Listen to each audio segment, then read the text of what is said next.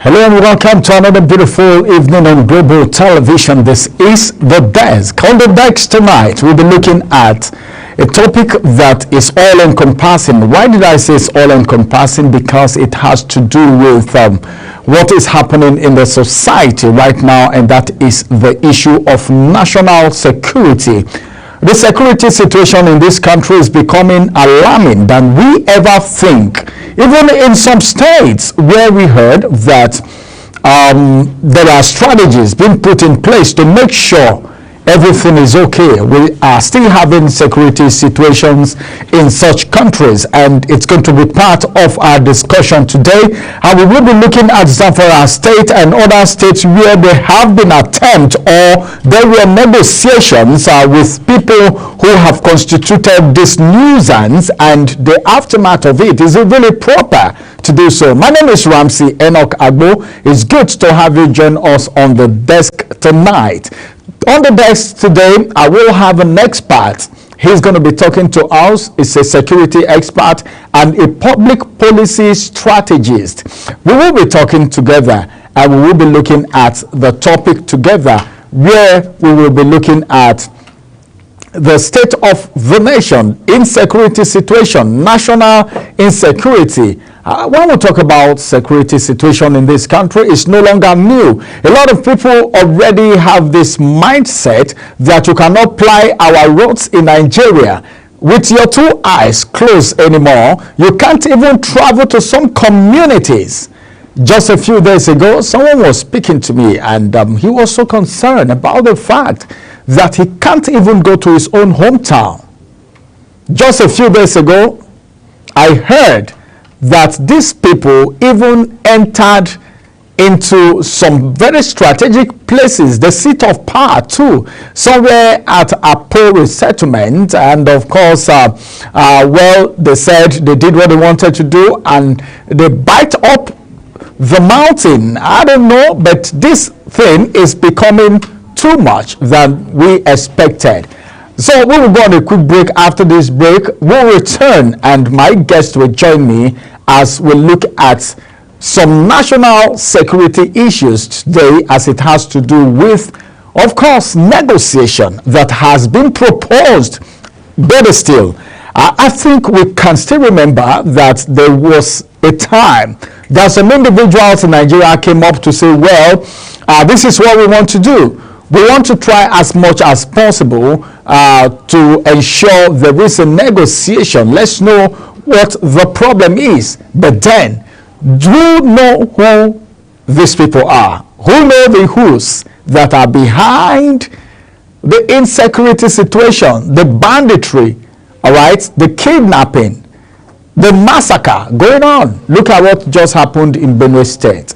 It is something very, very pathetic. But then, we've been hearing some very good news, but then until we get to the bottom of that news to see what will happen to these people that were arrested before we can actually talk about that. But then our attention today will be on Zamfara State, where some statements are coming as far as negotiation with these bandits is concerned. Who know the bandits? Is it good to negotiate with terrorists? Well, we will look at all of that and the implications if that is being done. What is the implication? Before now, we've heard about the fact that some of them were incorporated into the society and they were tagged repentant, terrorists. But then, what is the parameter used in determining whether or not a terrorist has repented? All of this we'll be looking at on The Desk this evening, because the person joining us is a security expert and a policy strategist. Join us after this break for the rest of the program as we get into the discussion proper. Stay with us.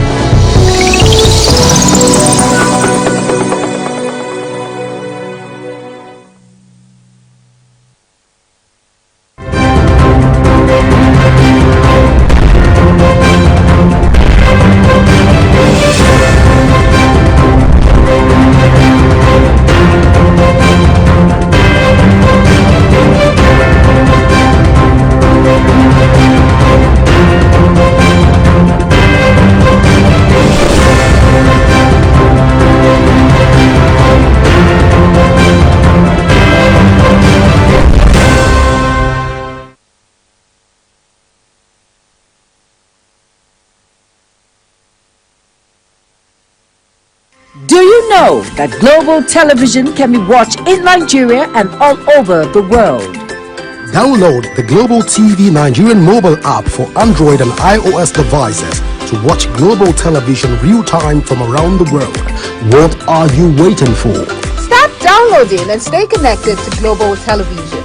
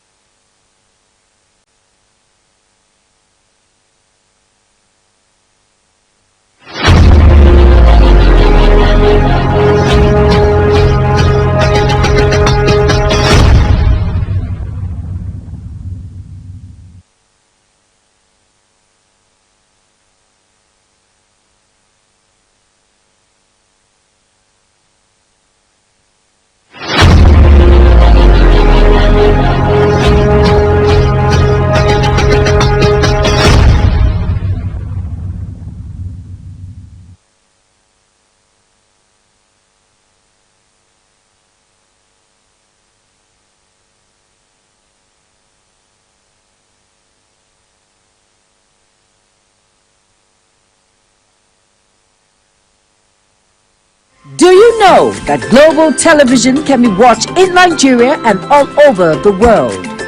Download the Global TV Nigerian mobile app for Android and iOS devices to watch Global Television real-time from around the world. What are you waiting for? Start downloading and stay connected to Global Television.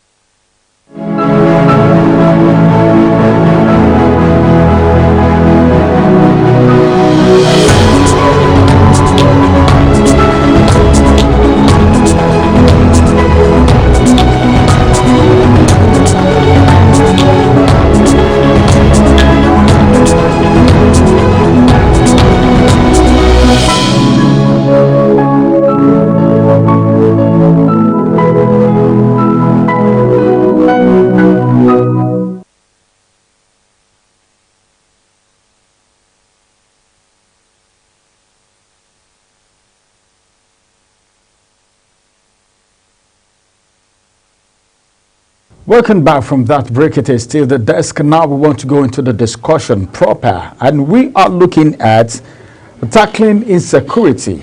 And what are we looking at? Implications of negotiation with terrorists, negotiating with terrorists. What's the implication? Is it good to go ahead negotiating with terrorists? Has anybody come out to say we know who these terrorists are? Now I have a security expert and a public policy strategist right here on the program to discuss this very wonderful topic. And I have Jonathan Onoja right here. It's good to have you join us on the decks tonight. Thank you so much. It's my pleasure, Ramson. Thank you. All right, let's quickly get into this matter. This is a matter of national concern, looking at how terrorism has gradually eaten the fabrics of the society. I'm just wondering, sometimes I sit back and I wonder, which state can boast of saying there are no terrorists in their own state, or probably they have not started manifesting. That's to tell you of the extent that this evil, I call it evil as a matter of fact, has taken over the country as at this moment, from the northeast to every part of the north, coming to north central, where we had so much massacre recently. Now, what do you think of this terrorists? How did we really get here? All right, thank you so much, Ramsey. Terrorism is not a new art in the country. It has been there for decades. The arts are actually there, and it started from even the early days of forefathers, even in the 80s, where you hear someone have grabbed someone's land, someone has stolen someone's cow, someone has stolen someone's gold, and you go to traditional rulers to see how they can mediate.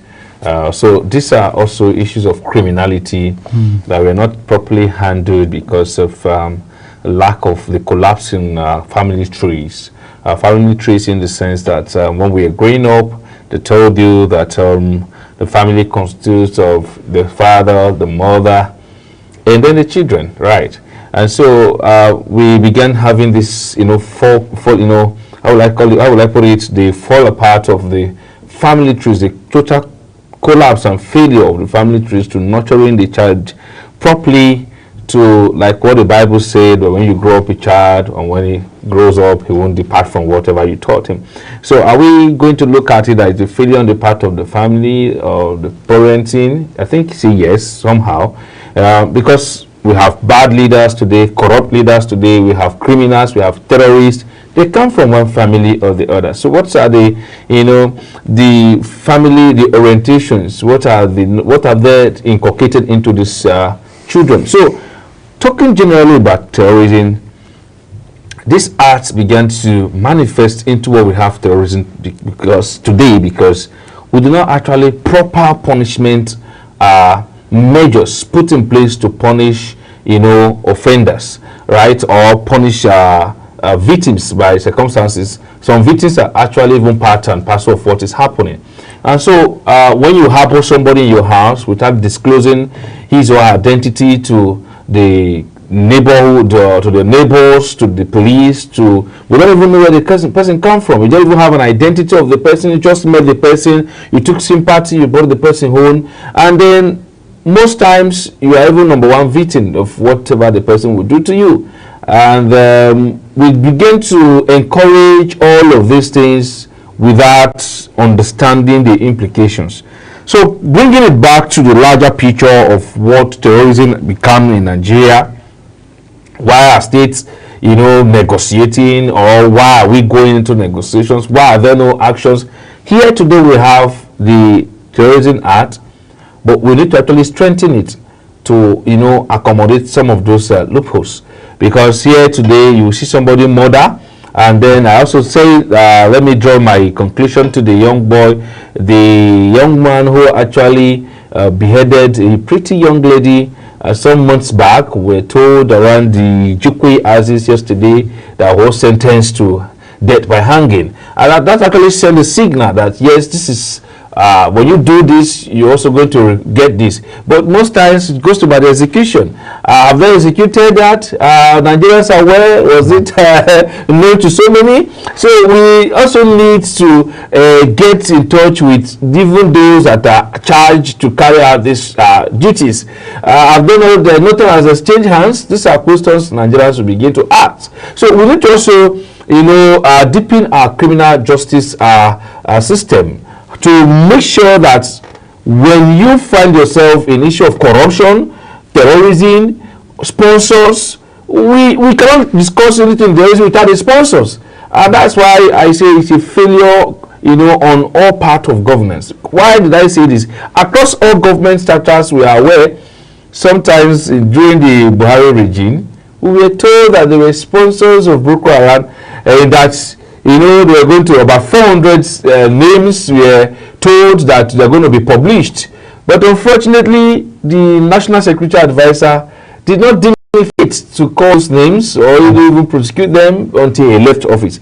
So we need to be deliberate about issues that concerns our national peace and security. And if we do not begin to, talk about it now, if we don't begin to put actions into it now, we will not get solutions in the nearest future. That's the way I see it. So Nigeria as a country is not negotiating. We are not negotiating with terrorists.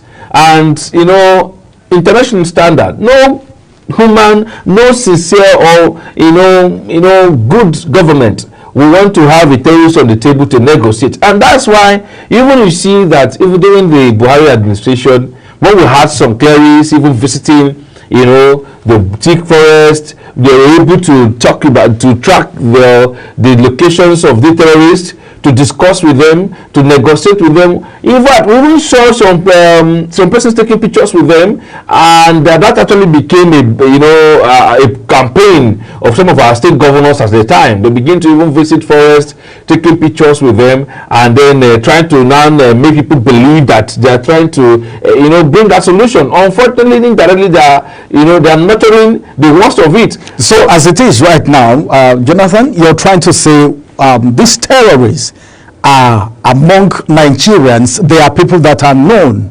Of course, we've seen that before. Even in the case of Kaduna State, we saw some days before now, the natives raised the land that, look, we some persons are within us that seems to be terrorists, and we don't know their agenda, we don't know their next action. That was a credible intelligence that should have been acted upon, but nothing happened. I'm talking about during the RFI and as a governor. And unfortunately, the people came back, and then, they slaughtered a lot of people in the community days after that. So the people also have no other option than to begin to now, discuss with them, to negotiate with them, talking about the citizens, the indigenous, begin to say, look, we cried out to government, they could not help. So I think it is time for us now to surrender to you guys and say, let's be under you, so you protect us more, since the government cannot protect us. So now that is the pathetic situation. Getting to that level now, meaning, like you said, the people will have to resort to negotiation on their own with the terrorists, meaning they know the terrorists. Yes. In your own opinion, what do you think is the reason why the people would have to report to a governor, a sitting governor, and the governor is refusing to take action, leaving the people's faith in their own hands? Sometimes we blame government. Sometimes I tell you that the people who also elect into government or into governance are people that do not actually mean well for the people. Otherwise, ordinarily, we shouldn't even have a situation where citizens are crying in the first instance, talking about defense. And then they are even giving you intelligence, credible intelligence that you have failed to act upon as the chief security officer of the state. And so what has happened to the people that are negotiating with these terrorists, or what may have warranted that, is a failure of government. It's because the government cannot protect them. And in the game, it's because of no power. And again, we've had allegedly in the past where they said some governors are allegedly sponsoring terrorism. These are issues these are weighty allegations. We saw, helicopters flying around and allegedly even supplying some of these terrorists, other things, amenities in the bush, providing them food, shelters, and other things. So, and we have not been able to discuss this, we've not been able to investigate it, we've not been able to find solutions to why we have, our airspace, we have numbers of helicopters, whether being private or whatever jets that they fly around, and we cannot give an account of this is somebody's, from even the look from where the person is moving from, because an helicopter, are they not living in their houses? They're either parked in one of the airport, they are parked somewhere, and so you definitely have to track this person's move from this time, from where to where. You must know within this time, where has this person moved to? Yes, it's his personal helicopter, it's his personal jet, private jet. You don't need to begin to investigate his movement. But at least with what is happening now, I think they should begin to document their movement as to whether you are moving within the airspace. Because if not so, we'll have one Ukraine one day, burst into Nigeria without even permission. So we need to begin to monitor our airspace to know from where to where, you know, from point A to point B. Who are those? Who are that? And if the day they are going to have a display of all the things we used to see, maybe on the 1st October and all of that, we know that is a certain date that we must see all of these displays. But on a normal day, when you see people move from here to Borno State, they move from here to Kaduna State, they move from here, and there's no occasion of such. And they're not even landing, they're not landing in the airport. You know, are they landing in their personal houses? These are questions that should begin to, you know, read meanings in the minds of many Nigerians. You're talking about the helicopters that you allegedly said are supplying food and other amenities to the terrorists. Now, all right, going back to negotiation, remember we're looking at tackling insecurity here, and one of the things we want to look at is the implication of negotiating with these terrorists for Kaduna State. You just, in your own opinion, said the people resorted to negotiating with the terrorists themselves because the governor refused to take action after intelligent information got to him. In Zamfara State, just a few days, it was in the media space that there is something happening around negotiating with terrorists around that axis. What do you think about this? Yes, thank you so much, Ramsey. In the case of Zamfara State, it's the total failure on the part of the governor. I give you an history. I give you a story. We had a former governor of Zamfara State, His Excellency, former Governor Matawale Bello. During his time from 2019 to 2023, what he did was to identify the problems. You understand, what is security? Security is poverty, lack of education. And when people perceive an upward cheat from the government to the people, security is when you fail to deliver on your mandate. Security is corruption. So when you identify the problems, security is unemployment. And what leads to unemployment, or what leads to insecurity is unemployment, illiteracy. So when you identify these problems, you say, okay, gentlemen, let's come together. What are your problems? We are able to solve our problem because these are your indigents, right? So the former governor was able to identify the problems and say, okay, if there's an issue of unemployment, come on, let's have you back. If there are issues of roads, maybe bad roads that led to people stopping on the road and then maybe hijacking people's phones or taking people's motorcycles or killing the people, fix the road. I give you an instance. This is Kogbo Road. In the past years, when this road was not fixed, I'm talking about the Danya Maraba Kogbo Road. In the past years, when that road was not fixed, people at 5 p.m., 6 p.m. closing from work, phones are snatched. That is an insecurity. That was an insecurity. And the people look at it, and the government look at it and say, okay, what can be done? Okay, that means that if this road is fixed, properly constructed, nobody will want to come and stand on the highway. So that was an insecurity that was posed because the road was bad.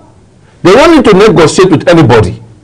What they did was to negotiate with their conscience and to re-strategize to understand what the problem is, because that was an insecurity. That road was fixed. And so today when you're even driving home, by even 10 p.m., 11 p.m., nobody wants to come and stand.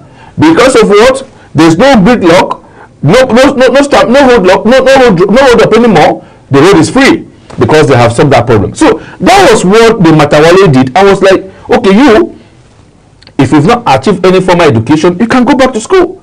If you don't want that, we'll establish you. And he was able to call a town hall meeting and say, first, we must have a Zamfara State. Gentlemen, let's come together, all stakeholders, regardless of what happened. And they say, okay, let's have a Zamfara State first, before we talk about politics. And he was able to solve the problem still using the carrot and stick approach. Meaning that if, while giving you all of these benefits, if you find wanting in any action of maybe criminality or deviating from the initial agreement, you would be punished for the act. So he never look at it like it's an amnesty or negotiation. He tried to look at that if in any way you didn't feel the dividends of my presentation as me being a governor, then let me know. And they were able to say those that don't have water, those that don't have trade, he established them. And put some of them under different schemes while they continue to enjoy other benefits. That security has been guaranteed, and for 9 months, there was no issue of even fighting in Zamfara State, no killings, no abduction, nothing. The issues of youth restiveness was solved. And so, from 2023, while that strategy was going, the current governor, His Excellency Governor La, was at the time attacking that approach and saying, no, don't discuss with them, don't call them, allow them, these guys are not human, they are bandits. These are your citizens, and they solve the problem. And so when he came on board, all that the governor did, that they were enjoying relative peace in Zamfara State, was relaxed. Those that were on other schemes benefiting from what the former governor had did, his predecessor has done, was relaxed. Those that were enjoying free educations and other things were taken off, and they're not paying them again. So it's okay, fine. And today, insecurity returned back to Zamfara State. Youth restiveness, kidnapping, and all of that begin to happen. The governor now fails to utilize his security vote, which his predecessor was using to settle some of these issues. Even though they were not even budgeting for all of that, he continued to use it to mobilize the police, all security formations, including the vigilantes and some of the youth that were later integrated into the vigilantes, that those that were trained. That okay, if you've been doing a motorcycle job, but if you can pick up a formal job, we're able to integrate into the security system of the state, and they were trained. They are not being paid again, like what the Benue State governor is doing. During the former Governor Samuel Oton regime, they recruited some youth into the Benue security guard. Unfortunately, when this governor came, that is talking about his current governor, His Excellency Governor Ayesha Talia, all of those that were under that scheme are not paid. All right, what do you think is responsible for this now? Because what we're trying to say now is that in Zamfara State, there was no continuity with the structure on ground before the emergence of the current governor. Exactly. And we've gone to cite the same instance in Benue State, where we had about 100 and plus youths that were to be protecting the state. The governor came, relaxed that. The governor came and refused to honor the continuity or the full enforcement of the anti-open grazing law. So what do you think is responsible for this? It's because in Zamfara State and in Benue State. The current leadership in Zamfara State first has to apologize to God. He has to first apologize to his predecessor. First, he has to also apologize to the people of Zamfara State. And again, he needs to also apologize to His Excellency President Bola Ahmed Tinubu for failing to utilize a security vote and painting the narratives of negotiating with terrorists, for painting the narratives that is quite different from the reality on ground.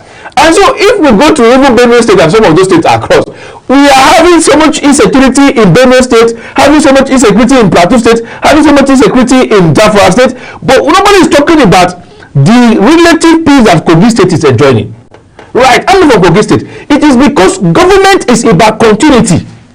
Understanding the template of what your predecessors have done, work on it, improve on it, whether good or bad, look at what they call policy and policy sequencing. Even if you must go to relax it in its entirety, so in order to be an immediate action. So as they lack focus and they lack what the true governance is all about. So as it is right now, Jonathan, you're trying to say, well, Ododo is doing well in Kogi State because he I'm not here to project him, but so far the people continue to enjoy relative peace, then he's doing well. But then let's look at it critically now. are looking at, you just give an instance about what is happening in Zamfara State. I think a few days ago or yesterday, there was an attack in Zamfara State.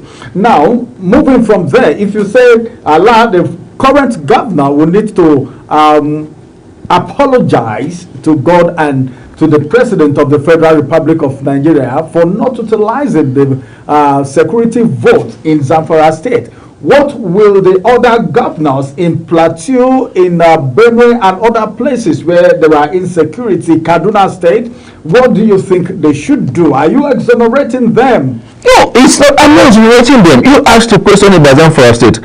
I gave you the side-by-side problems and the solutions.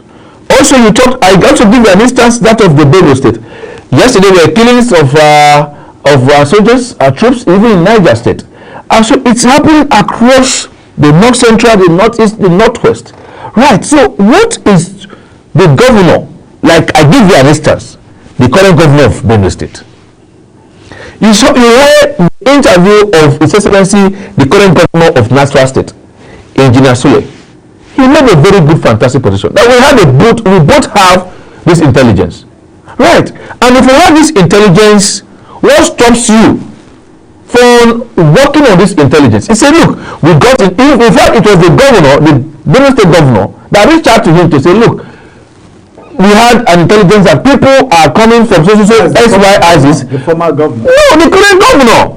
But the current governor that reached out to him before the latter attack on Benue State, reached out to him and said, look, we had information and said, SY ISIS people are coming from, and that they are coming to Nasarawa State, and that they're going to attack his state. I said, okay, fine. What have you done about it?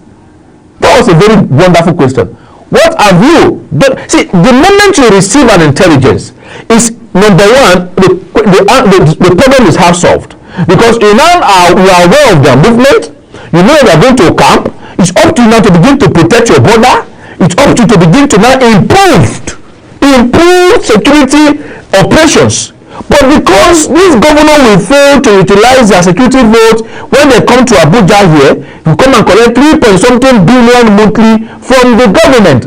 They will not want to utilize it, so they will not want to finance the police to go on patrol. They will not want to finance the DSS to carry out intelligence search. They will not want to finance the army to march bases. That is why in a state like Benue State, when over 200 people something were killed, you will not even have a case of curfew. You don't even have a case of stop and search. People were still moving freely in the state. So how do you intend to apprehend the criminals? That's one. Number two, a state like that, where people are killed on a daily basis, the reason why we are hearing water is because of the numbers that happen in one day. Have we not heard about the Akpa Tobi? Have we not heard on the daily basis in Apagatu? Have we not heard in Otukpo? Have we not heard recently in Otukpo and also in other areas like even in Opoku? So where are we not getting it right? Otukpo Naka Road, it's on a daily basis. The governor will not want to utilize the security vote. So he will continue to cry foul because of he wants more money. People are already getting.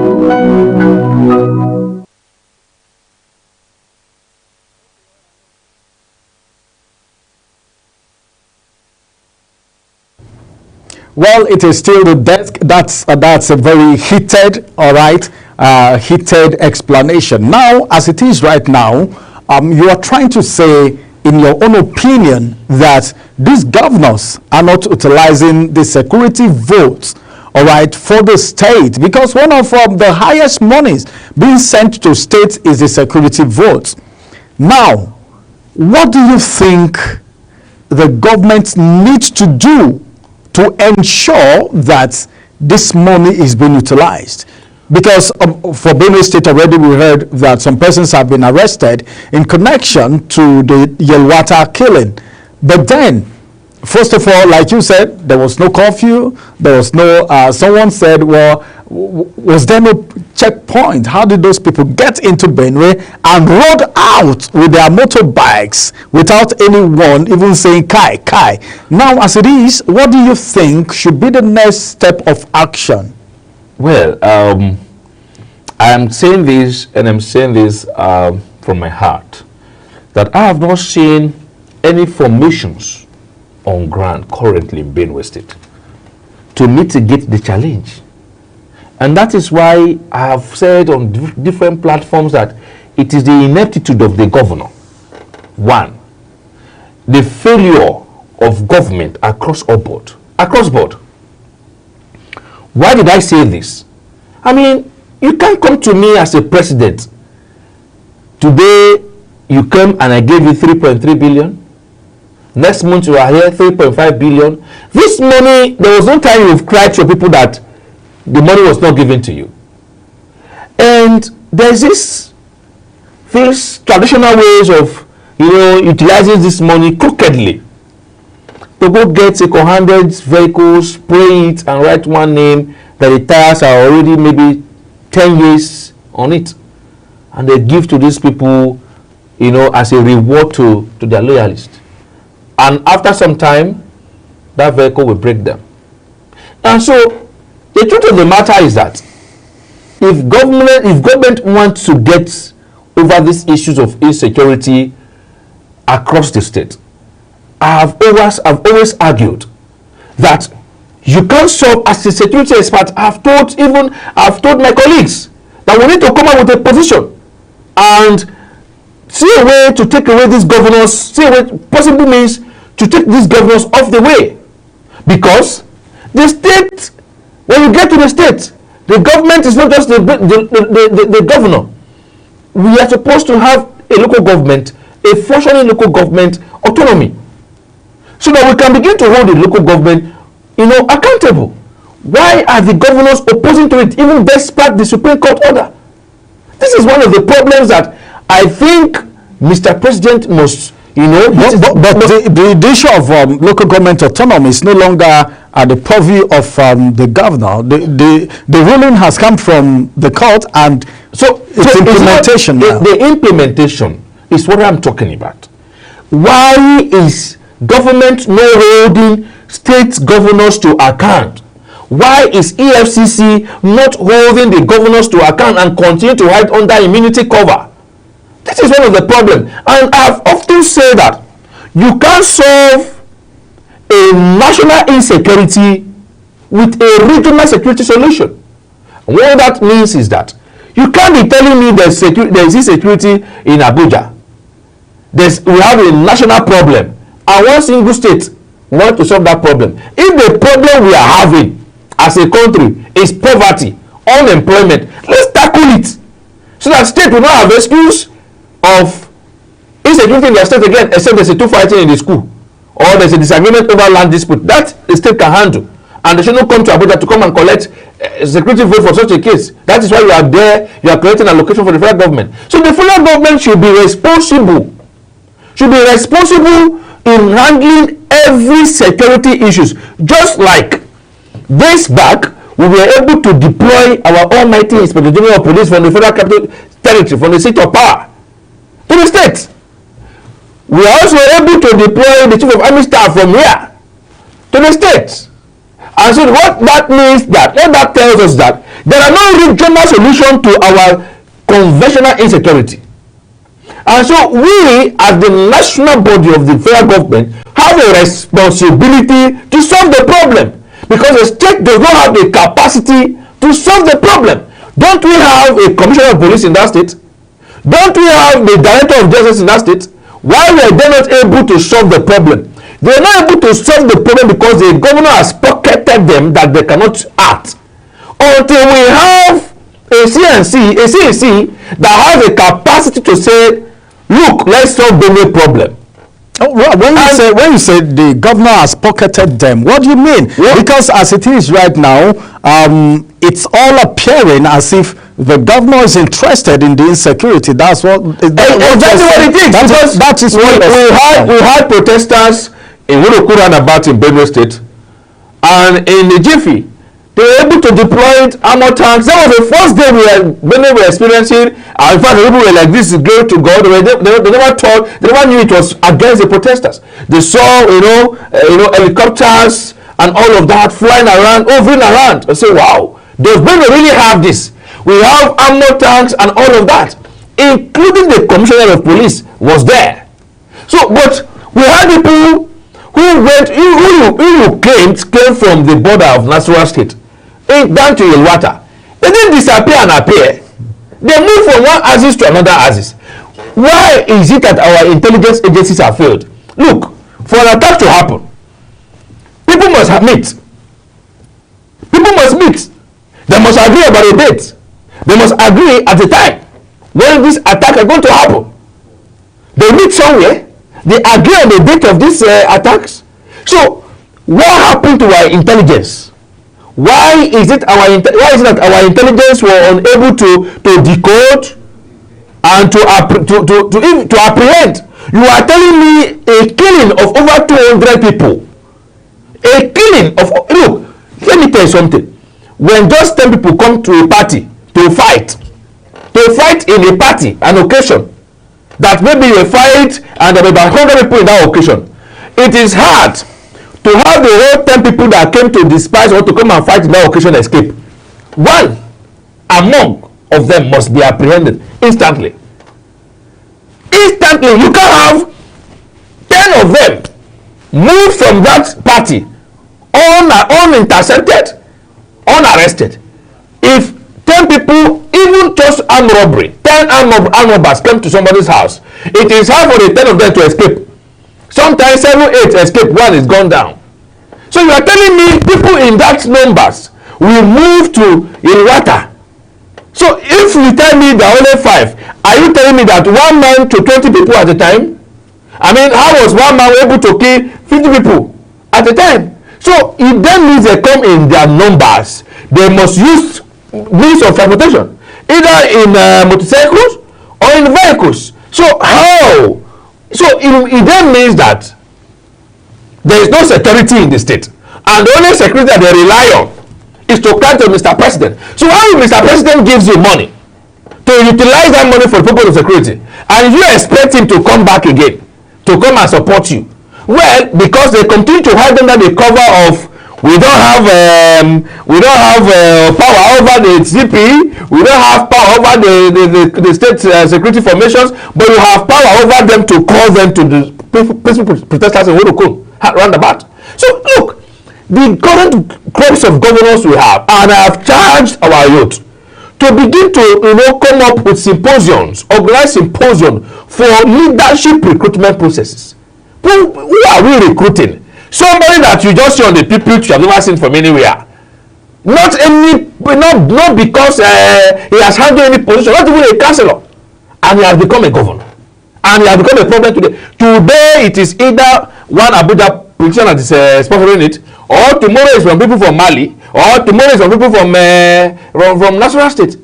Very inconsistent statement. And once a man begins to look for blames at every time, unfortunately, he will never have any result. So I believe that the federal government, who is giving them this money, have a responsibility to do and to undo. And so it's not just only in Benue State. I am seeing some effort of various states. I'm seeing some governors making conscious effort. Just that insecurity in Nigeria today is multidimensional. And that's why I continue to give you an example of when you identify the problems, like in the various administration across the North Central, we had a Samuel Oton and know that, okay, what was the problem? Was it herders farmers clashes as it were before? Okay, if that was a problem, it then means that if the cactus does not go to people's farm, people's crops will not be consumed. So what is the alternative? Ranching, as against open grazing. And he was able to bring that. That is security on its own. Because what poses this insecurity was the movement of the cows to various places. So what are we going to do? We are not going to have the ranching. That was a policy. The sequencing should have been that in continuity of this policy, we would have had a governor and came about and now created a land for ranching. Because when you tell motorcyclists or vehicles not to pick people from the road, right, you don't just form union immediately. You tell them don't pick people from the road, right?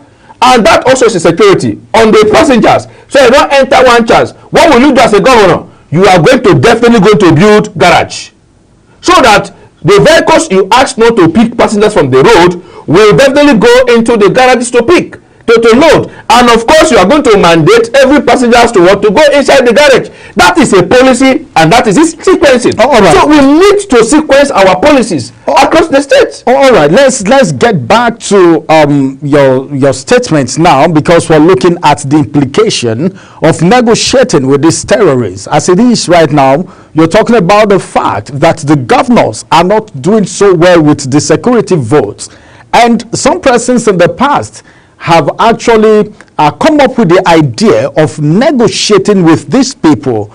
I don't know how that is to be done. We've started by saying some people are now negotiating on their own with the terrorists. Then you also gave an instance of Matawale, who actually did an indirect, I don't want to call that a negotiation. Negotiation. He understand the problems. He knew what the people were passing through. Was it water you lack? And he gave solution. And he gave solution. All right.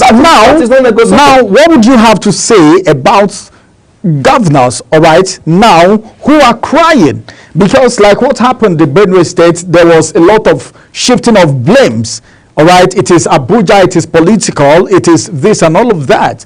Now, what do you think is the proper thing to do as governors if you say negotiation is not the right way to go? When you talk about negotiation in the context you put, it's not supposed to be, because no reasonable government will want to go and have a meeting with terrorists and discuss. Negotiating with your natives, negotiating with your people, which we have branded as town hall, it's welcome. It's very welcome. The town hall, in the sense that you have a meeting with your people, you have their needs at their palms, you know what the problem is, and you give it to them. When you provide water for this community, can you do for this community? If there's no road in this community, can you build a road in this community? Why am I saying this? Whatever is going to bring the opera, solve the problems. If there's a forest that people are going to hide, and turn that to a tourist zone and provide security for that region. So if you know the problems and you are able to find solution to the problems with your natives, it's not a problem. But when you have people from Mali, you bring them on the table, you say you want to come and discuss with them. What are you discussing with them? We had the Nile Delta militants in this country that were given amnesty by the then former president, His Excellency, may still rest in peace, former President Yar'Adua. He made them to understand that, look, what is a problem? And let's come to the dialogue table. And he was able to say, okay, because this thing is happening in our zone, we don't have water. We don't have good water to drink anymore. And our women don't have a place, our father don't have a place to farm anymore. And we're not even being compensated. We continue to hear that all of this belongs to government. And the government has failed to provide our basic need. And that is why we are actually protesting. We don't intend to carry arms and weapons, and if government say, look, if that is a problem, this and this, we grant you amnesty for this that you have done. But when you do it again, the law will take it full course. However, we are giving you this in place of what you don't have now. So some were sent outside this country to go study. Some were were relocated, and the likes of what they call Asari Tokumbo, and even the other one was also given this amnesty too. They are moving freely today, and we're not seeing them committing that crime. As a matter of fact, we've seen one of them who is the owner of the Tantita Security, Tompolo, managing the security of some of the oil wells in those areas, and he has been doing well in that regards, protecting, because the man who steals people's mother, before you steal his mother, he knows. So he knows the nooks and crannies of those areas and be able to strategically man those areas. So that is the negotiation, the positive negotiation. But this negotiation where people goes to the forest and then go and snap with bandit criminals carrying AK-47, that is not negotiation. You're actually encouraging terrorism. So in answering your question, the implication of negotiating with terrorists who are not your natives, who are not people that are ready to discuss the way forward with you, you are actually trying to encourage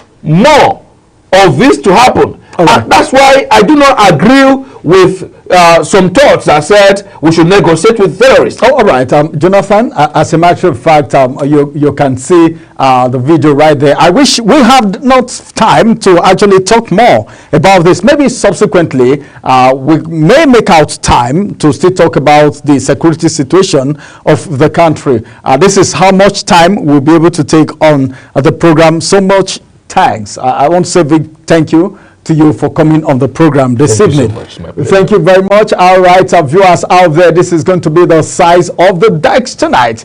The decks come on your way again, same time, same station on Monday. My name is Ramsey Enoch Agbo. Bye-bye for now.